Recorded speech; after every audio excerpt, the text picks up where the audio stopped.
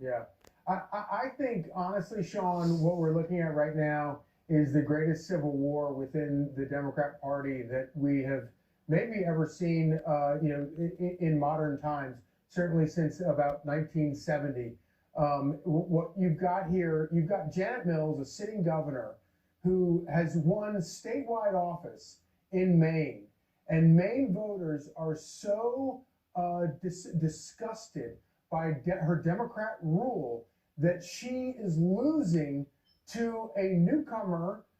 She's an incumbent in terms of being in statewide office, and she can't even raise the money to keep her campaign going against a guy, as you rightly point out, has a pretty sordid past, is a full-blown communist, has a weird Nazi tattoo on his chest. I've covered a lot of weird politicians. I've never covered a politician who had to get a second tattoo to cover up their first Nazi tattoo. But I think the real problem for Democrats here is not all the stuff we already know. It's all the stuff that we don't know yet. Can you imagine, when you look at the things that he said about victims of sexual assault, what he has said about embracing communism, all the other weird things he said? They haven't even begun to vet him yet. We haven't even started to see a general election campaign. What more do you think is going to come out?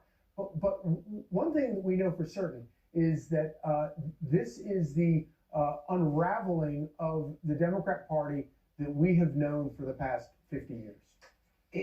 Normally the old Democratic Party, not the radicalized Democratic Party, they would have rejected this guy. The Nazi tattoo would have been enough.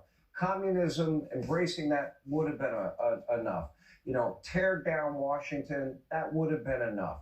But then you got Chuck Schumer, you got Ruben Gallego, you got Martin Heinrich, you got Bernie Sanders. Chuck Schumer. What is Chuck Schumer supporting a guy with a Nazi tattoo for? I'll tell you why, because he's leader in name only, and he wants to keep his job. Elizabeth Warren, not a shock. Ro Khanna, not a shock. But they're all supporting this guy. Well, and I think that it's so important that you played that statement from Hakeem Jeffries, because, of course, the whole reason the Democrat Party is where it is today is because they have been afraid to stand up to anybody within their party when you wind up with a wackadoodle like this. And then you wind up with the party lurching so far to the left.